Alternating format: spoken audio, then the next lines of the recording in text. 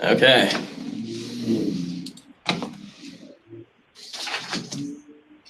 So you guys have probably heard of harmful algal blooms in the news in the last few years. First off, we have the Toledo, Ohio drinking water crisis in 2014, when there was an algal bloom large enough to be seen from space. We also have the algal bloom in the St. Lucie River in Florida that occurred when the Army Corps of Engineers drained Lake Okeechobee.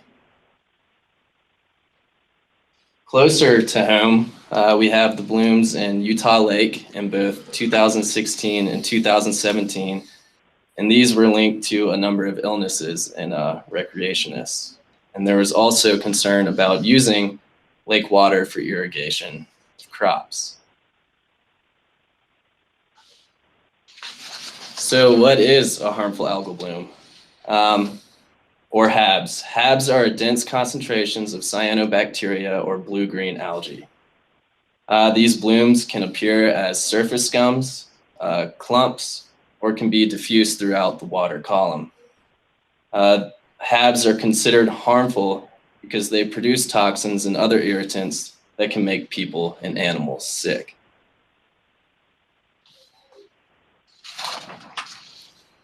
This graphic here shows the health effects of both cyanobacteria and cyanotoxins. In general, cyanobacteria and cyanotoxins affect three main areas of the body. This includes the skin, the liver and kidneys, as well as the central nervous system. Also listed here, or that are at risk, are pets. Note that in extreme cases, exposure to cyanobacteria and cyanotoxins can be fatal to pets. Not listed here are livestock, but these have similar reactions to your pets. In fact, last year, the Wyoming DEQ received reports of several heads of cattle dying due to exposure to a harmful algal bloom.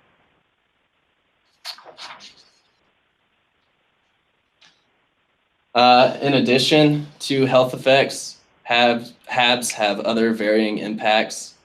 They can affect the recreational use because they are unsightly, and they may even be associated with a foul odor. HABs also significantly alter the normal algal community and can change food web dynamics. They may also deplete oxygen levels in the water column and cause fish kills. And like pets and livestock, other terrestrial and wild animals are at risk. HABs also impact drinking water supplies by increasing treatment costs and resulting in do not drink orders. Finally, livestock and crops can be exposed to cyanotoxins if source water for irrigation and watering are experiencing a bloom.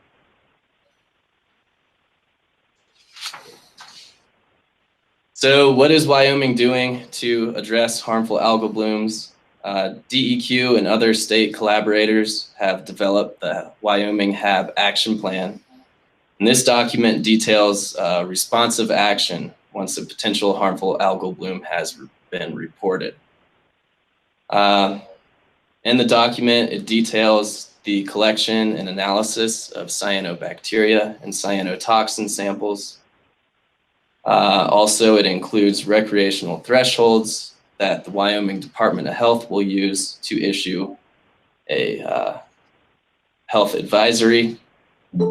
Also includes public outreach procedures to inform the public of HAB health risks. The action plan was developed in coordination with the Wyoming Department of Health and the Wyoming Livestock Board. This document has been reviewed by land and water management agencies and municipalities across the state.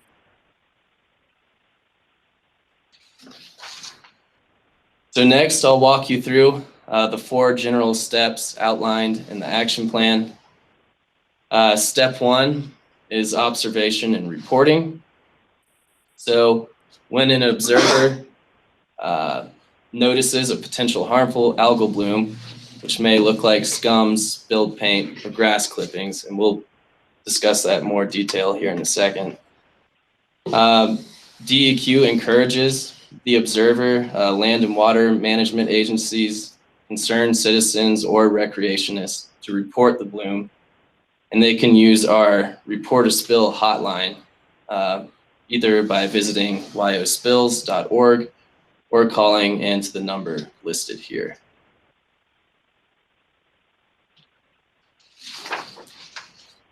So what exactly are you looking for in Wyoming? Chances are that you have seen these blooms while you're out recreating on the water. But first, here's a bloom that forms scums and clumps on the water surface, and it has kind of aggregated near the dock of a boat ramp. Some blooms may be more diffuse in the water column, as shown here in the shoreline area of a swim beach. If you look closer, sometimes they can look like small threads or like small grass clippings that accumulate on the water surface. And they can also wash up on shore and form what looks like a turquoise paste.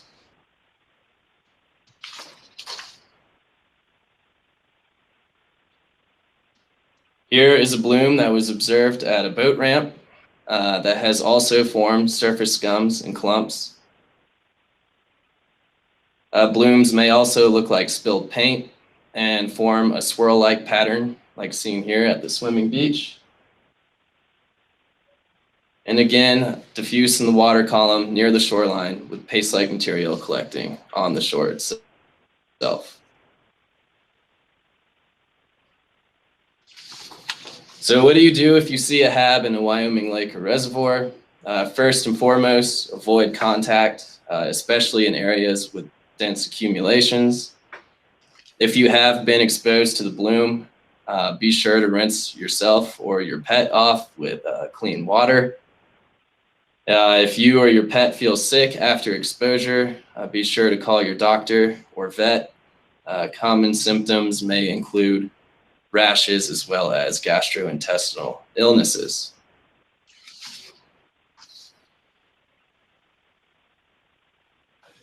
So back to the steps. Step 2, this includes optional preliminary screening. These simple tests can provide an early indication of whether cyanobacteria and cyanotoxins are present in the water. A jar test can tell you if you are dealing with cyanobacteria, if cells float to the surface after being placed in a jar in a refrigerator overnight. Stick tests can also help you distinguish between non-harmful filamentous algae, since cyanobacteria cells are smaller and form less extensive networks. Finally, you can use cyanotoxin test strips. These are a qualitative dipstick type tests, and they can be used on site to determine if toxins are present.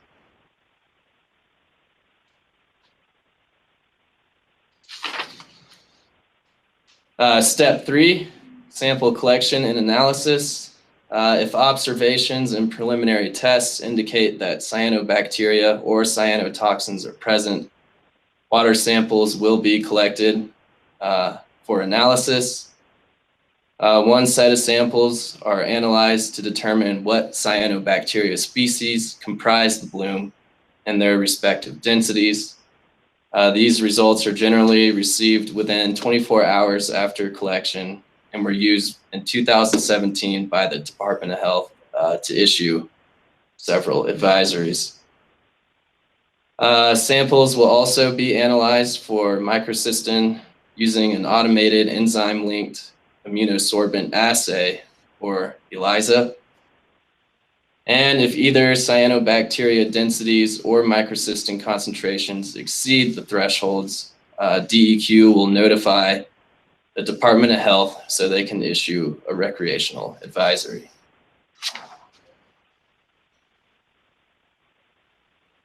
So what are our recreational advisories? Again, these are listed in the HAB action plan. and are based on recommendations from the World Health Organization. A 20,000 cells per milliliter cyanobacteria density represents the level at which skin irritation may occur due to direct contact with the cyanobacteria cells. This also accounts, or also is the density at which toxins may be produced and released into the environment. A 10 microgram per liter microcystin threshold corresponds to the 20,000 cells per milliliter threshold. And microcystin is used because this is the most naturally abundant toxin and also has the most available toxicity data. And to the right here is an example of what signage may look like once an advisory is issued by the Wyoming Department of Health.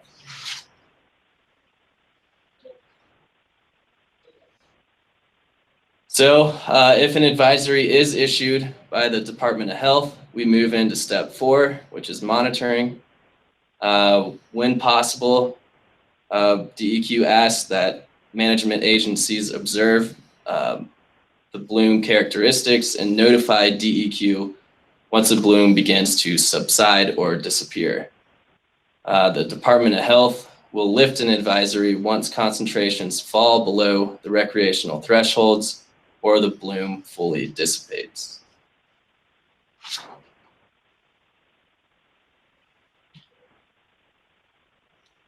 So next, I'm going to walk you through 3 quick case studies from this past summer in 2017 to kind of give you an idea of the action plan in action.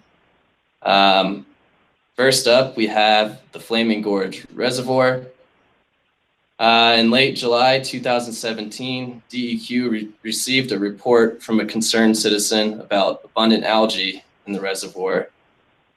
DEQ then notified the management agency, Ashley National Forest, who then performed preliminary tests which indicated that cyanobacteria were in fact present. DEQ responded to the reservoir and used a test strip to determine if microcystin was present, but this test strip came back negative.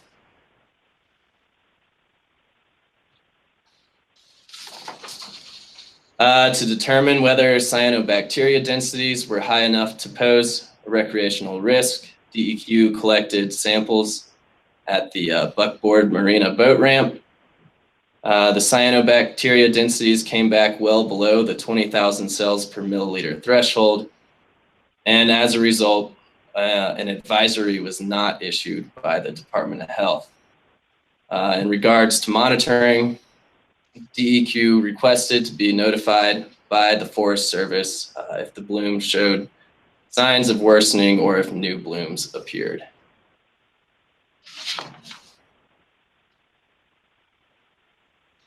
Also, in August 2017, we had our Flaming Gorge or Woodruff Narrows investigation. DEQ received another complaint from a citizen who was hosting a rescue dog training at the reservoir and was concerned about the dogs swimming in the algae. They ended up canceling this training because of their concerns. But once DEQ received the complaint, we notified Wyoming Game and Fish, as well as the irrigation district, and responded to the reservoir to conduct preliminary screening. Once on site, test strips indicated that microcystins were present, so DEQ notified the downstream facility that had a drinking water intake.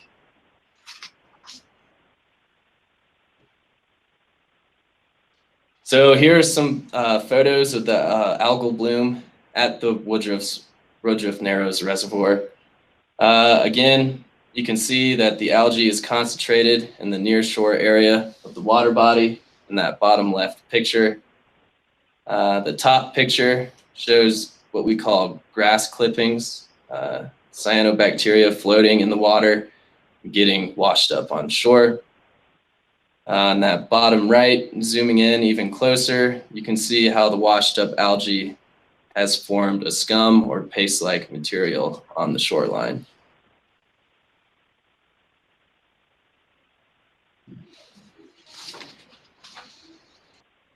So DEQ also collected samples for laboratory analysis at Woodruff.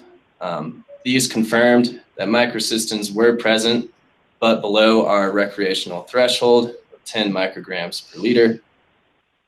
Nonetheless, our cyanobacteria samples came back at densities that exceeded our 20,000 cells per milliliter threshold.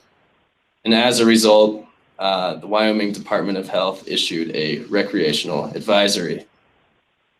At this time, DEQ notified local county coordinators so they can take the necessary actions in their respective county, as well as the U.S. Fish and Wildlife Service due to the potential impacts to migratory birds and other wildlife.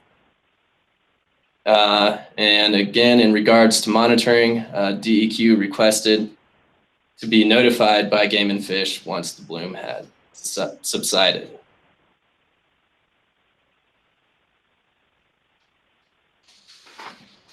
Lastly, in 2017, we had an investigation on Boysen Reservoir. In this case, the bloom was observed by DEQ personnel, who then notified the Boysen State Park of our intention to investigate. We responded on site and used a test strip which indicated that microcystins were present at concentrations equal to or above our 10 microgram per liter threshold.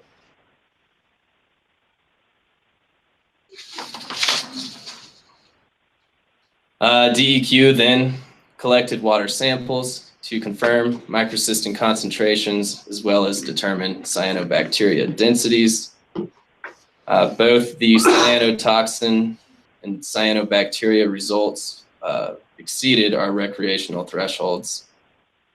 And as a result, DEQ notified Department of Health, who then issued an advisory, and Boysen State Park began posting signage around the reservoir.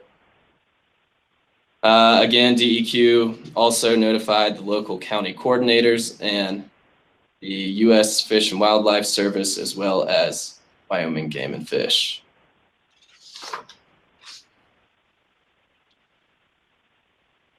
So DEQ visited multiple locations at Boysen Reservoir during the bloom.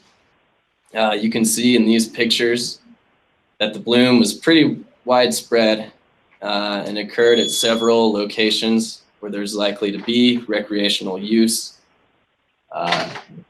Pictured here, you have the boat ramp, swim beach, and a couple of campgrounds.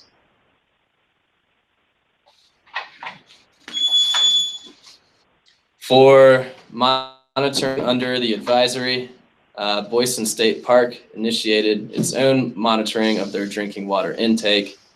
In October, the bloom had dissipated and DEQ used a test strip which came back negative for microcystin. At that time, DEQ notified Department of Health and they lifted the advisory.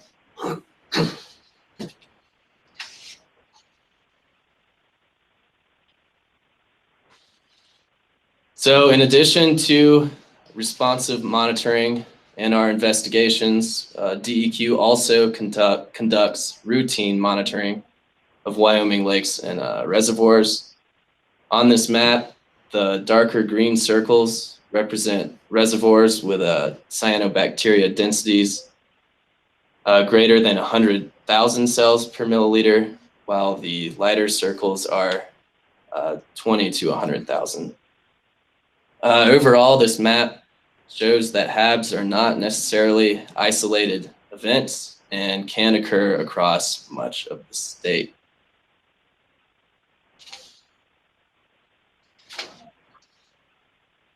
Since DEQ is unable to routinely sample all reservoirs each year across the state, we are starting to look at satellite imagery that can identify harmful algal blooms in Wyoming lakes and reservoirs.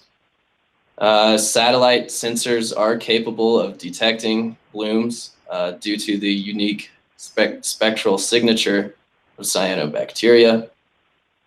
As you can see to the right here, the top true color image is captured by the satellite as it flies over, and then it is processed into an image at the bottom where warmer pixels indicate areas of high cyanobacteria density.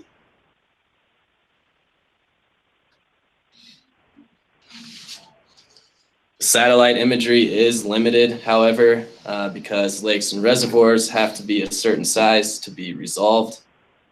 Nonetheless, in the near future, DEQ will be able to monitor 39 lakes and reservoirs as pictured here.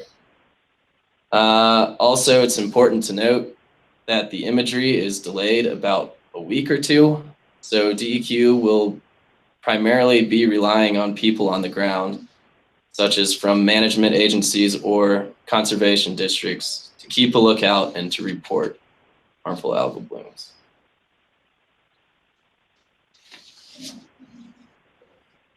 So for more information on HABs in Wyoming, please visit our webpage at wyohabs.org.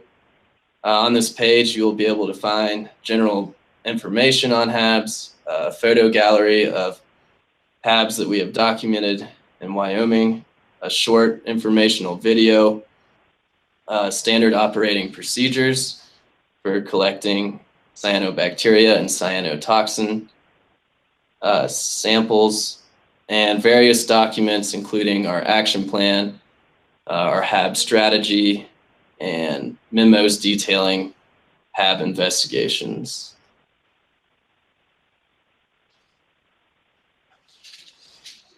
So with that, here's my contact information. Also listed here is Lindsay Patterson, the supervisor for the Water Quality Standards Program. And please don't hesitate to get in touch if you guys have any questions. And with that, I'd be happy to take any questions or comments.